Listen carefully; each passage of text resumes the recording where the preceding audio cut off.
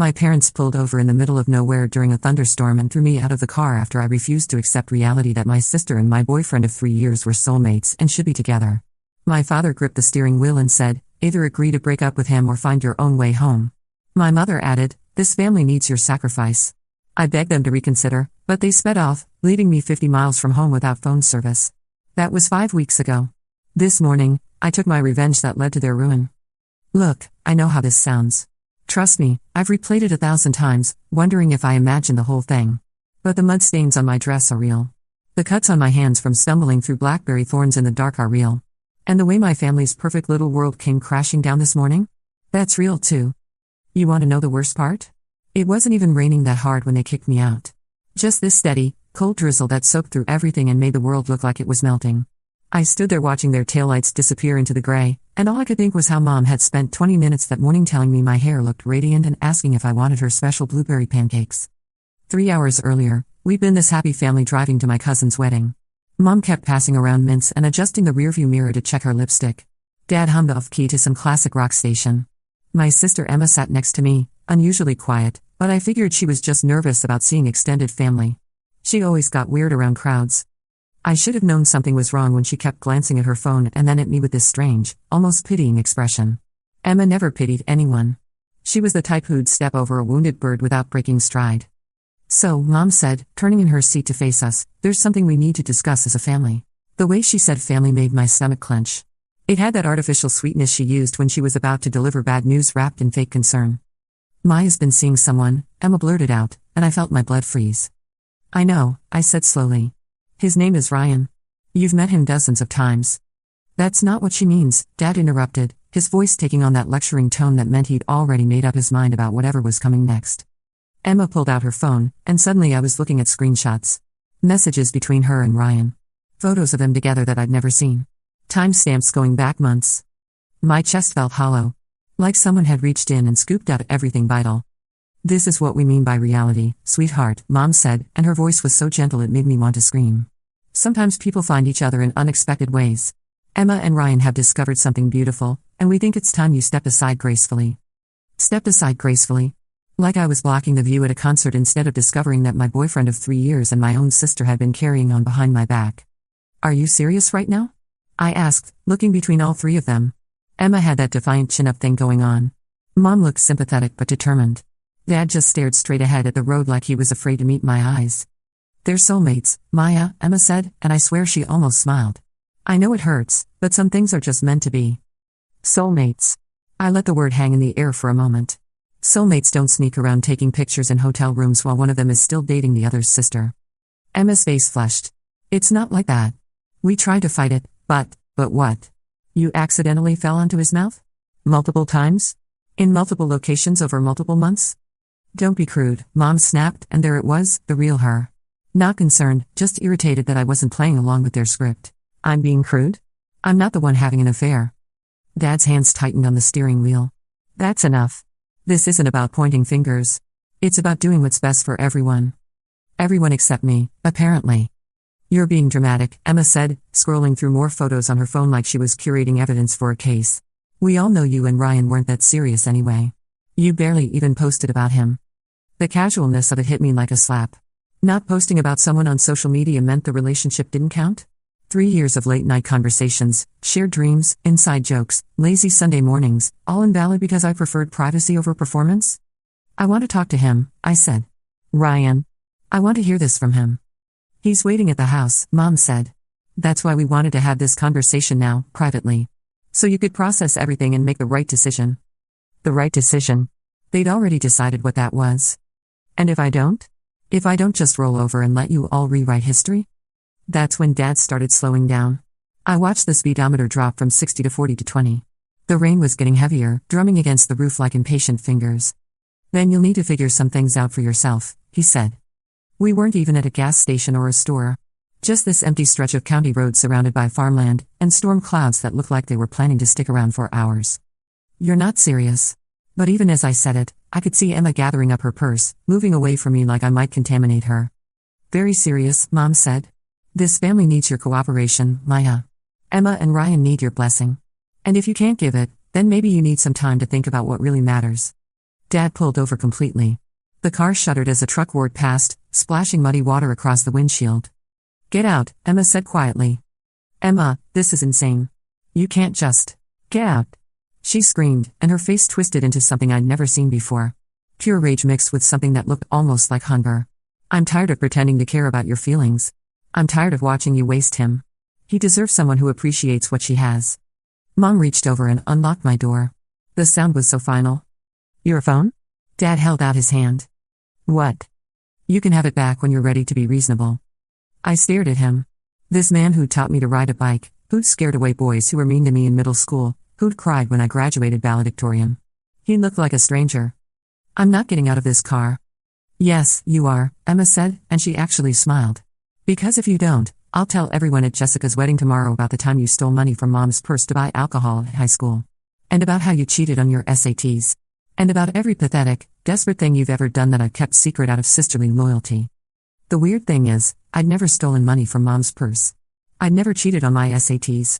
But Emma said it with such confidence, such detail, that for a second even I wondered if maybe I'd forgotten. That's when I realized this wasn't sudden. This wasn't some impulsive family intervention gone wrong. This was planned.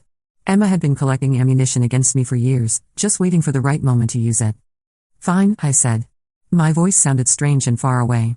"Fine." I grabbed my purse and stepped out into the rain. It was colder than I'd expected, and the wind cut right through my thin cardigan. "We'll come back for you when you're ready to apologize," Mom called through the cracked window. "When you're ready to put family first." Then they were gone. Just like that. 3 people who'd claimed to love me more than anyone else in the world, disappearing into the gray like I'd never existed. I stood there until I couldn't see their car anymore. Then I stood there some more because I honestly didn't know what else to do. The rain got harder. Here's what nobody tells you about being abandoned in the middle of nowhere: the silence is worse than the cold. At first, you keep expecting to hear something: another car, a dog barking, anything that proves the world still exists beyond the small bubble of disaster you're standing in. But there's nothing except rain and wind and the occasional rumble of thunder that sounds like the sky clearing its throat. I started walking because standing still felt like giving up. My heels weren't made for hiking on muddy shoulders, so I kicked them off and carried them.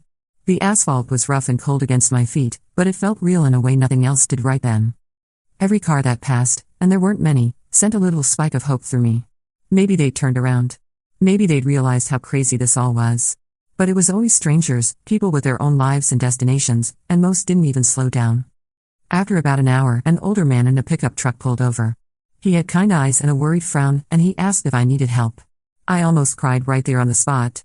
But when I tried to explain what had happened, it sounded so bizarre, so impossible, that I could see him starting to wonder if I was having some kind of mental breakdown. "Family argument," I finally said.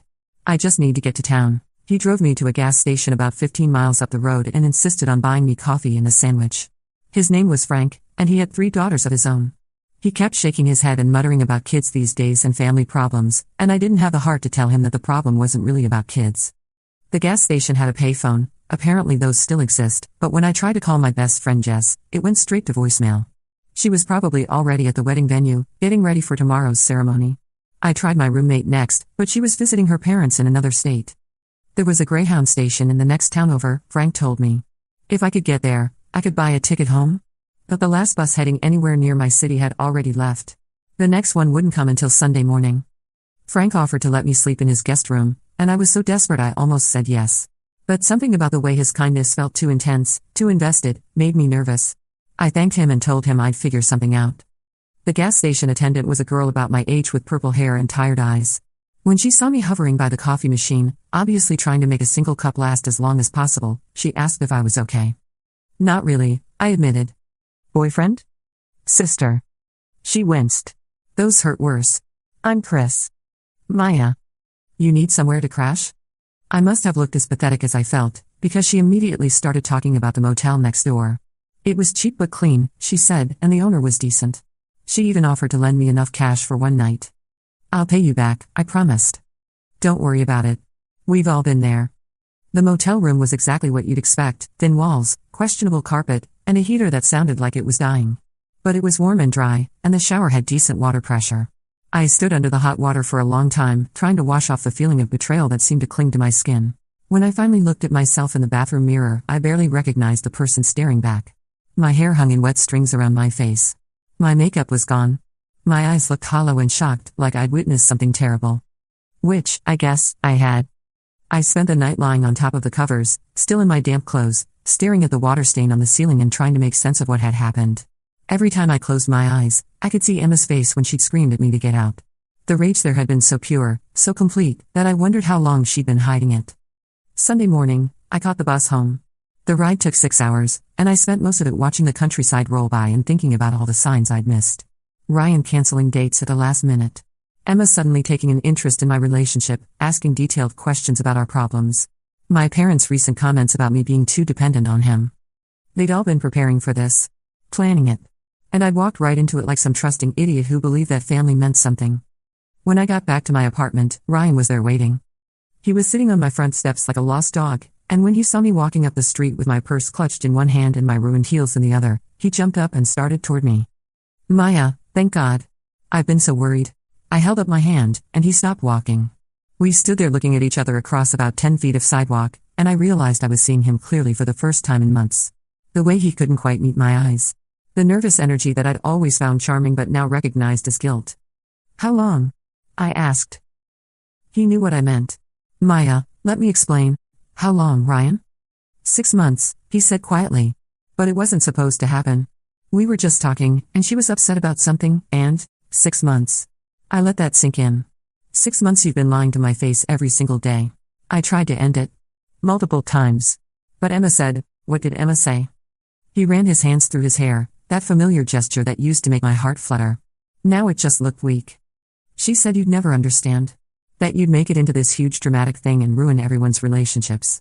She said if we could just wait until after you graduated and moved away for your new job, we could transition everything naturally. Naturally. The word tasted bitter. You mean you were planning to dump me anyway? Not dump you. We just thought, There it is again. Ryan stepped closer, and I caught a whiff of Emma's perfume on his jacket. The same perfume she'd been wearing in the car yesterday. I love you, he said desperately. I love you both, but in different ways. Emma understands me in ways that... Stop. I couldn't listen to anymore. Just stop. I walked past him to my door, fishing my keys out of my purse. My hands were shaking, but I managed to get the lock open. Maya, please. Can we just talk about this like adults? I turned around to face him one more time. Adults don't sneak around for 6 months. Adults don't let their girlfriend's family abandon her on a highway in a thunderstorm. Adults don't use words like naturally when they mean I'm a coward who wanted someone else to do the hard work. He opened his mouth to argue, but I was already inside with the door locked behind me. Through the window, I watched him stand there for almost an hour, occasionally knocking and calling my name. Finally, he got in his car and left. I spent the rest of Sunday crying and eating ice cream and blocking everyone's numbers. Emma had sent me 17 text messages, all variations of I hope you've learned your lesson and family comes first. Mom had left 6 voicemails, each one sounding more disappointed than the last. Dad had sent 1 text, we're waiting for your apology. My apology. For what? For loving someone who didn't love me back? For trusting people who were lying to my face? For existing inconveniently in the path of their perfect little romance? That night, I started planning. You know what's funny about revenge? Everyone acts like it's this hot, impulsive thing, something you do in a moment of rage when you're not thinking clearly. But the best revenge is cold. Calculated. It requires patience and planning and the ability to smile at people while you're methodically destroying their lives. I spent 5 weeks watching and learning and putting pieces into place. 5 weeks of pretending to be heartbroken and pathetic while I figured out exactly how deep their betrayal went and exactly what it would cost them to fix it. First, I called Jess and told her everything. She was horrified, of course, but also fascinated in that slightly guilty way people get when they're witnessing someone else's disaster from a safe distance. She filled me in on what I'd missed at her wedding. Emma and Ryan had shown up together, apparently supporting each other through this difficult time. They told everyone I was going through some things and couldn't make it. Mom had given a touching speech about how proud she was of Emma for stepping up during the family crisis. It was weird, Jess said. Everyone kept asking what was wrong with you, and they all had these different stories. Like they couldn't keep their lives straight. That gave me my first real clue about how to proceed. I started with social media. Not posting anything dramatic, that would have made me look unstable. Instead, I began carefully documenting my life in a way that told a story. Pictures of me working late at the office with captions about throwing myself into my career. Photos of the books I was reading, the healthy meals I was cooking, the runs I was taking through the park. I looked happy. Productive. Like someone who was thriving after removing toxic people from her life. Meanwhile, I was quietly gathering information. Emma had always been careless with her privacy settings, and Ryan was even worse. Their social media accounts were treasure troves of evidence, not just about their affair, but about the lies they'd been telling to justify it. There were posts dating back 8 months where Emma complained about me being too clingy with Ryan. Comments on mutual friends' photos where she made little digs about my relationship. A whole thread on Ryan's Instagram where he talked about feeling trapped and needing space to grow. They'd been building their narrative for almost a year, painting me as some desperate, suffocating girlfriend so that when they finally got together, everyone would see it as inevitable rather than cruel. But the real goldmine was in their private messages, which I accessed through a method I'm not going to describe in detail. Let's just say that people who conduct affairs over multiple platforms tend to be sloppy about password security. The messages revealed everything. Not just the physical affair, but the emotional manipulation that had preceded it. Emma had been systematically undermining my relationship with Ryan for over a year, pointing out my flaws, suggesting I wasn't right for him, offering herself as a more compatible alternative. And Ryan? He'd eaten it up.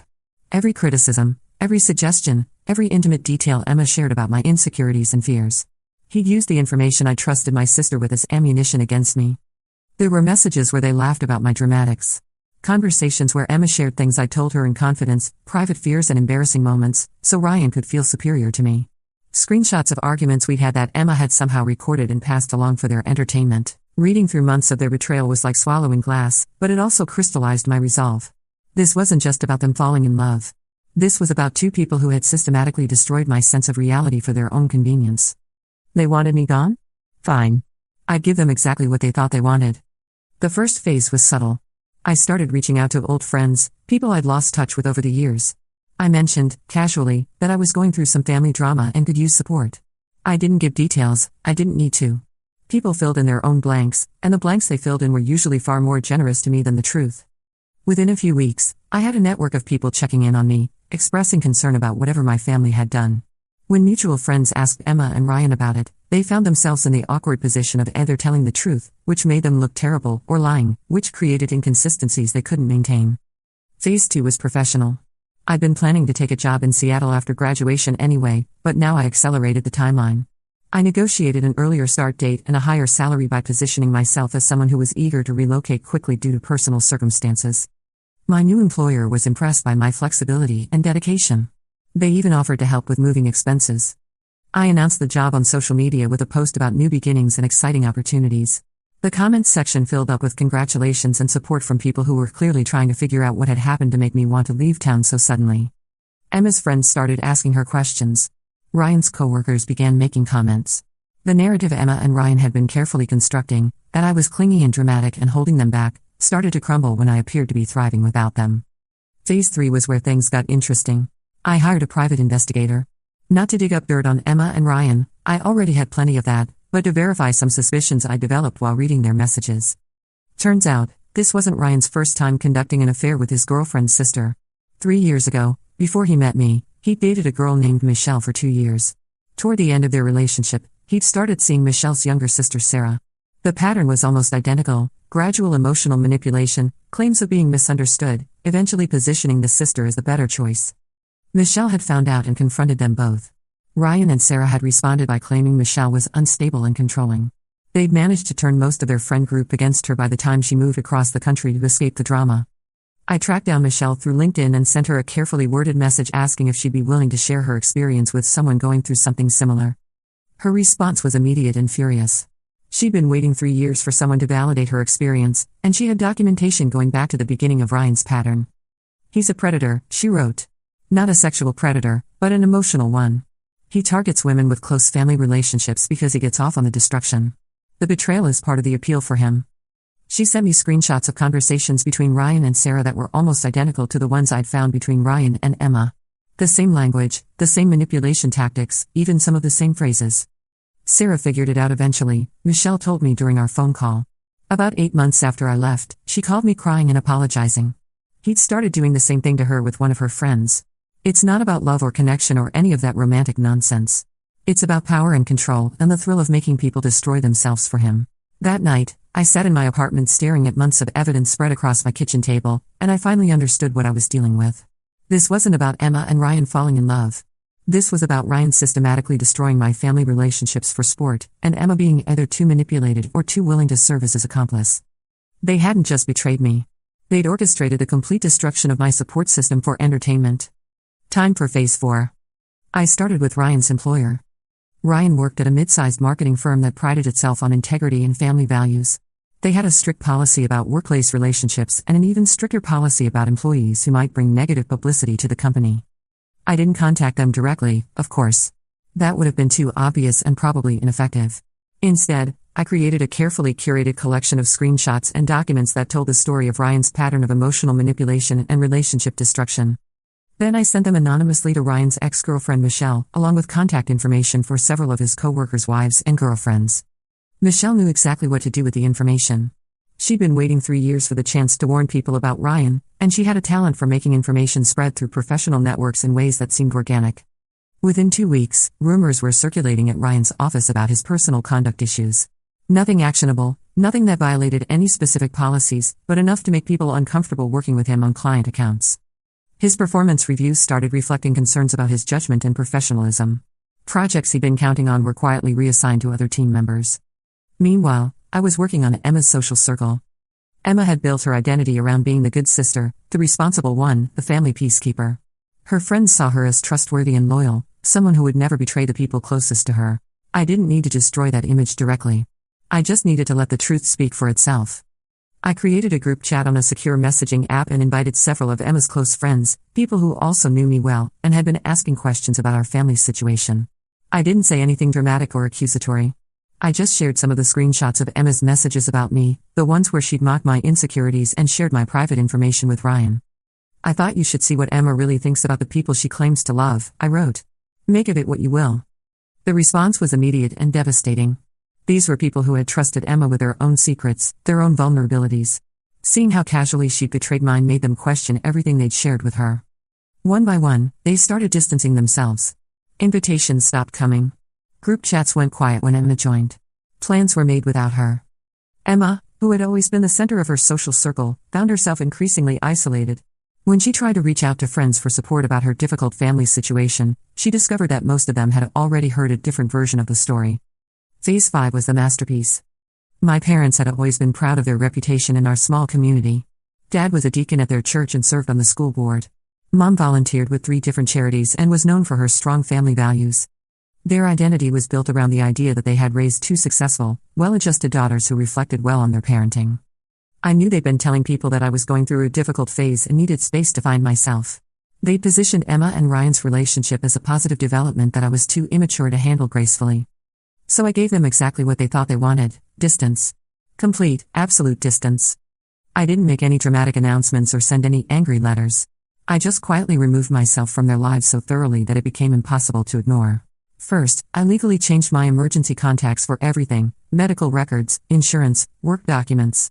I updated my address with the post office to forward all mail to my new apartment in Seattle. I closed the joint bank account I'd shared with my parents since college and moved all my assets to accounts they couldn't access. Then I began the process of systematically removing myself from every family connection. I contacted the College Scholarship Foundation where Mom served on the board and requested that my name be removed from their success story materials. I asked Dad's church to take me off their youth mentorship program alumni list. I withdrew from the family reunion planning committee and asked to be removed from all related communications. Every organization, every group, every formal connection that tied me to them, gone. The beauty of this approach was that it looked mature and reasonable from the outside. I wasn't lashing out or making accusations. I was simply exercising my right to independence and privacy. But the cumulative effect was devastating. Within a few weeks, my parents were fielding questions from friends, colleagues, and community members who had noticed my conspicuous absence from family photos, events, and activities. When people asked about me, my parents found themselves in the impossible position of explaining why their daughter had completely cut contact without admitting to what they'd done. Maya's exploring new opportunities, became Maya's having some personal challenges, became Maya needs space right now, became we don't really know what Maya's doing. Each explanation made them sound more neglectful and clueless as parents. The final touch came when I sent a letter to Dad's church leadership and Mom's charity boards. Not an angry letter or a detailed accusation, just a brief, professional note explaining that due to irreconcilable differences in values, I would no longer be associated with any organizations connected to my family. I mentioned that I hoped they would understand my need to distance myself from any institutions that might reflect poorly on my character, given recent family decisions that conflicted with my principles. The letter was perfectly polite and completely devastating. It suggested serious wrongdoing without making any specific accusations. It positioned me as the principal party taking the high road while implying that my family had done something so egregious that I couldn't remain connected to their community standing. Within days, both organizations were quietly investigating what my parents might have done to cause such a dramatic severing of family ties. When they couldn't get straight answers from Mom and Dad, they began their own inquiries. The confrontation came on a Tuesday morning in late October. I was in my new apartment in Seattle, unpacking the last of my boxes and enjoying the view of Puget Sound from my kitchen window, when my phone rang. Unknown local number, but I answered anyway. Maya? It's Mom. I hadn't heard her voice in over a month, and the sound of it sent an unexpected jolt through my system. Not longing, exactly, but a kind of muscle memory of love that I had to consciously suppress. How did you get this number? Your old roommate gave it to me. Maya, we need to talk. I don't think we do. Please. Her voice cracked slightly. Your father and I? We've lost everything. Our friends, our standing in the community, the church. People are asking questions we can't answer. Dad might lose his position on the school board. That sounds like a consequence. A consequence? She was getting that edge in her voice, the one that used to make me back down immediately. Maya, what you've done to this family is destructive and cruel. We try to handle a delicate situation with grace, and you've turned it into some kind of vendetta. Interesting perspective. Don't you dare take that tone with me. I'm still your mother. Are you? Because mothers don't usually abandon their children on highways during thunderstorms. Silence on the other end of the line. That was. We thought you needed to understand the seriousness of the situation. I did understand it. I understood that my family cared more about Emma's happiness than my basic safety. I understood that you were willing to risk my life to avoid an uncomfortable conversation. I understood exactly where I stood in your hierarchy of priorities. That's not. You're twisting everything. We never wanted to hurt you.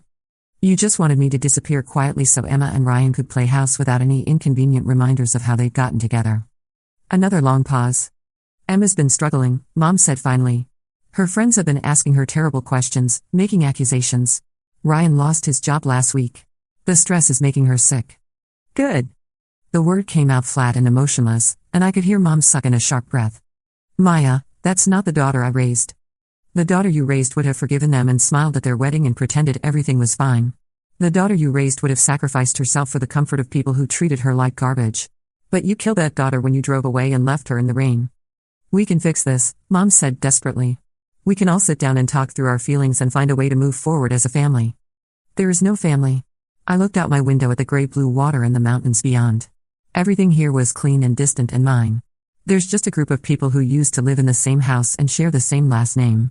Some of them betrayed the others, and now they're dealing with the consequences. You're destroying innocent people to get revenge for something that was never about you. And there it was.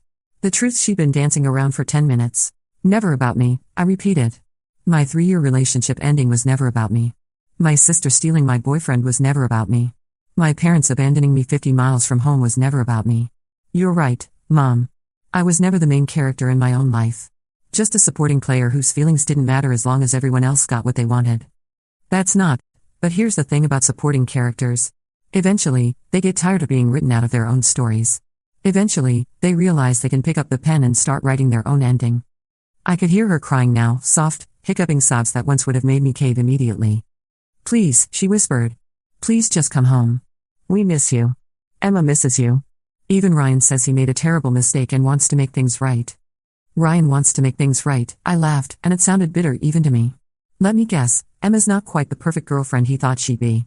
The thrill of the chase is gone, and now he's realizing that a person who would betray her own sister might not be the most trustworthy partner. Silence. Or maybe he's just figured out that he's lost his next target. Kind of hard to work his sister seducing magic when everyone in town knows his pattern. What are you talking about? I told her about Michelle. About Ryan's history. About the documentation I'd found that proved Emma wasn't his first victim and wouldn't have been his last. The silence stretched so long I thought she'd hung up. You're lying, she said finally, but her voice had no conviction. Ask Emma to show you Ryan's messages to her from the beginning of their relationship. Ask her if any of the things he said seemed like things he might have said before, to someone else. Ask her if he started mentioning any of her friends in ways that seem a little too interested. I could hear her breathing change, getting faster and shallower. Or better yet, don't ask her anything. Just watch. See how long it takes before he starts creating problems between Emma and the people closest to her. See how long before he starts suggesting that maybe her friends don't really understand her the way someone else might. Stop. I'm not making this up, Mom. I have 3 years of documented evidence showing Ryan's pattern. Emma was never special. She was just convenient. She was just there, ready to be manipulated into destroying her own family for someone who sees relationships as a game to be won. Mom was crying harder now, the kind of desperate sobbing that means someone's entire worldview is crumbling in real time. "What do you want?" she asked. "What do you want from us?" It was a fair question. For 5 weeks, I'd been so focused on the mechanics of revenge that I hadn't really thought about what I actually wanted as an end result. "I want you to understand what you did," I said finally. "I want you to really comprehend that you threw away your daughter for a lie. I want Emma to realize that she destroyed her family for someone who was manipulating her from day one. And I want Ryan to understand that actions have consequences, even when you think you're too charming to face them." "And then what?" "After we understand, after we realize, after we face consequences, then what happens?" The question hung in the air between us. What did happen next? I'd been so focused on making them pay that I hadn't thought about what came after payment was complete. "I don't know," I admitted. "Maybe nothing. Maybe the understanding is enough." "Maya, please. I know we made mistakes, but you didn't make mistakes, Mom. You made choices. Deliberate, calculated choices about whose happiness mattered and whose didn't. You chose Emma's convenience over my safety. You chose Ryan's comfort over my truth. You chose protecting a lie over protecting your daughter." I could hear Dad's voice in the background, asking questions I couldn't make out. "Your father wants to know if there's anything we can do to fix this," Mom said. "Anything at all." I thought about it for a long moment, looking out at the water and the mountains and this new life I'd built from the ruins of my old one. "You can start by telling the truth," I said. "Stop letting people think I'm some unstable, dramatic child who couldn't handle her sister's happiness. Stop pretending this was about young love conquering all. Tell people what really happened. Tell them you abandoned your daughter on a highway because she wouldn't cooperate with covering up an affair. We can't. The damage to our reputation would be considerable," I finished. "Yes. That's the point. Maya, we're your parents. We love you. We've always loved you." "No," I said quietly. "You love the version of me that made your lives easier. You love the daughter who didn't ask inconvenient questions or make uncomfortable demands. You love the idea of me, not the reality of me." "That's not true." "It is true. And the proof is that when I finally stood up for myself, when I finally said no to something that was destroying me, your response was to literally throw me away." I could hear Dad taking the phone from Mom, his voice gruff and strained when he spoke. "Maya, this has gone far enough. Whatever point you were trying to make, you've made it. But you're hurting innocent people now. Your mother hasn't slept in weeks. Emma's having panic attacks. This needs to stop." Innocent people. The phrase sat heavy in my chest. "Dad, do you know what Emma said to me the last time we talked?" "Maya. She said she was tired of pretending to care about my feelings. She said I was wasting Ryan and that he deserved someone who appreciated what she had. She threatened to spread lies about me if I didn't get out of the car. Does that sound like innocent people to you?" Long pause. "And Ryan?" "Ryan has done this before, Dad. To other families. This is a pattern for him. A game. He finds women with close family relationships and systematically destroys them for entertainment. Emma wasn't his first victim, and if I hadn't exposed him, she wouldn't have been his last. You don't know that. I have proof. Documentation going back years. Messages, photos, witness statements from his previous victims. Ryan is not some misunderstood romantic hero, Dad. He's a predator who specializes in turning family members against each other." Another long silence. "What kind of proof?" I told him about Michelle. About the pattern. About the identical language and manipulation tactics Ryan had used across multiple relationships. I could hear Dad's breathing change as the implications sank in. "Emma doesn't know any of this," he said finally. "Emma doesn't want to know any of this. She's invested too much in the fantasy to examine the reality. But yes, she knows. Deep down, she knows something isn't right. That's why she's having panic attacks." "Oh my." Dad's voice was barely a whisper. "So when you talk about innocent people being hurt, remember that I was innocent too. I was innocent when Emma started sharing my private information with my boyfriend. I was innocent when Ryan started using my insecurities against me. I was innocent when you decided my feelings didn't matter as much as avoiding an uncomfortable conversation. We thought it would be easier for everyone if I just disappeared quietly. I know. And I did disappear, Dad. Completely. Just not in the way you wanted." I could hear Mom crying again in the background, and Dad making soft, comforting sounds.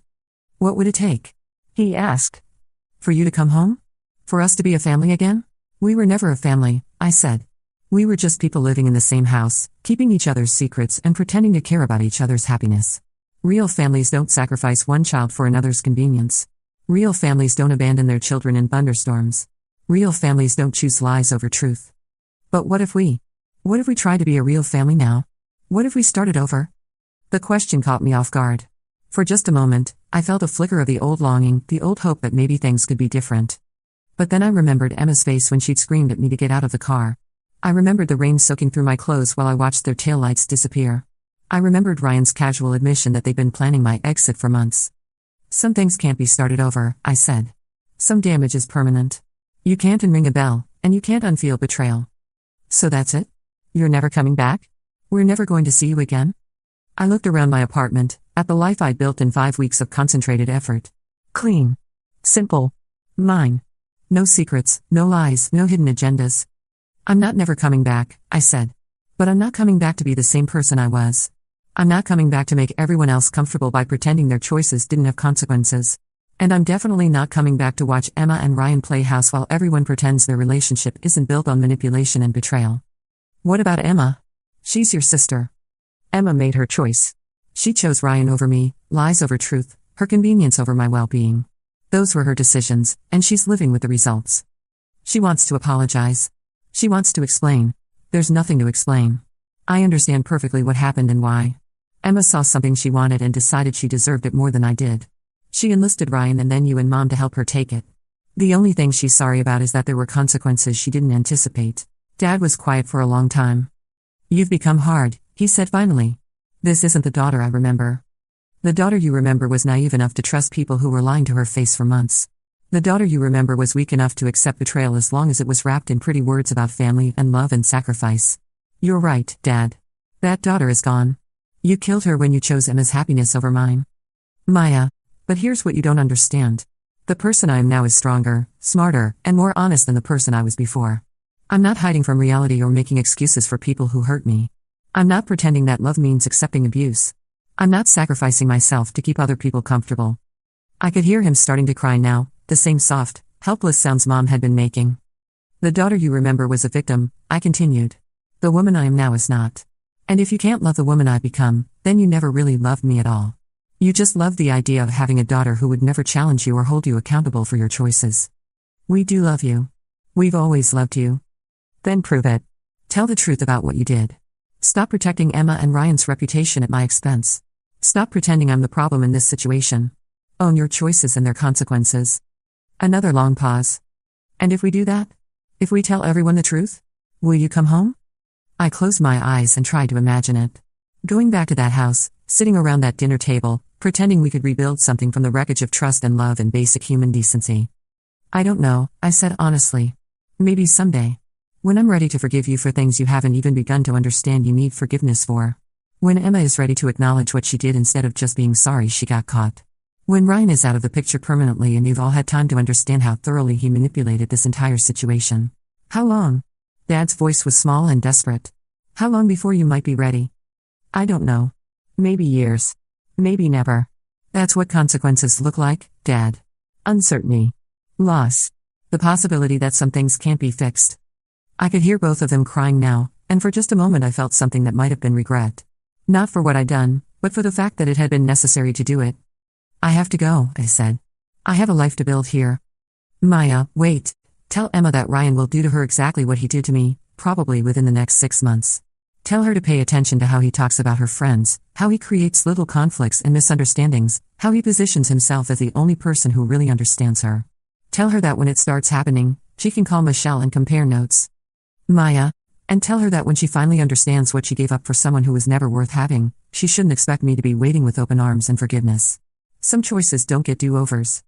I hung up before they could say anything else. That was 3 months ago. I never did hear back from them directly, but the small-town grapevine is remarkably efficient. Through mutual friends and social media, I've pieced together what happened after our conversation. Dad resigned from the school board. Mom stepped down from 2 of her charity positions. They told people they were dealing with family issues and needed to focus on healing and rebuilding relationships. It wasn't the full truth I demanded, but it was closer than they'd ever come before. Emma and Ryan broke up 6 weeks after my phone call with my parents. Apparently, he'd started getting very interested in one of Emma's co-workers, asking detailed questions about her relationship status and family dynamics. When Emma confronted him about it, he accused her of being paranoid and controlling, the same words he'd once used to describe me. Emma called Michelle. The conversation lasted 3 hours, and by the end of it, Emma understood exactly what she'd been part of. She tried to reach out to me afterward, but I wasn't ready to talk. I'm still not ready. Ryan left town about a month ago. Word is he found a new job in Portland and has already started dating someone with a younger sister. I sent an anonymous message to his new girlfriend with Michelle's contact information and a suggestion that she might want to learn about Ryan's relationship history. I don't know if she'll listen. People rarely want to believe they're dating a predator, especially when the predator is charming and convincing and really good at making his victims feel special and chosen. But I planted the seed. That's all I can do. As for me? I'm good. Better than good, actually. I love Seattle. I love my job. I love the independence and the clean slate and the fact that nobody here knows anything about my family drama unless I choose to tell them. I've started dating someone new, a kind, straightforward man who doesn't have any interest in my family dynamics and treats me like I'm the main character in my own story. It's a novel experience.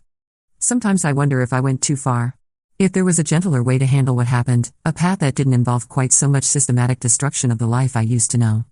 But then I remember standing in that rain, watching my family drive away, and I remember that they made their choice long before I made mine. They chose Emma's convenience over my safety. They chose Ryan's manipulation over my truth. They chose their comfortable lies over uncomfortable reality.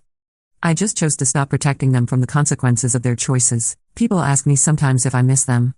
My family, my old life, the simplicity of being the person who always forgave and always understood and always put everyone else's happiness ahead of her own. The answer is complicated. I miss the illusion of having people who would always have my back. I miss the comfort of believing that family meant something more than shared genetics and shared secrets. I miss the version of myself who could trust completely and love without reservation. But I don't miss being a victim. I don't miss being disposable. I don't miss being the person everyone expected to sacrifice herself for other people's happiness. And I definitely don't miss being naive enough to believe that loving someone means accepting whatever they choose to do to you. The woman I am now is harder than the girl I used to be. More careful. More suspicious. Less willing to give people the benefit of the doubt when their actions contradict their words. Some people would call that damage. I call it education. I learned that revenge isn't about getting even. It's about making sure that people understand the true cost of their choices. It's about refusing to protect others from consequences they've earned. I learned that family isn't about blood or shared history or unconditional love. It's about choosing, every day, to treat each other with respect and honesty and basic human decency. I learned that sometimes the kindest thing you can do for someone is to stop enabling their worst impulses. Sometimes people need to lose everything before they can understand what they had. And I learned that the most powerful thing you can do when someone tries to write you out of your own story is to pick up the pen and start writing your own ending. The rain stopped a long time ago. The storm passed. And I'm still here, stronger and smarter and more honest than I've ever been. That's not revenge. That's justice. And sometimes, justice looks a lot like walking away and letting people live with what they've chosen.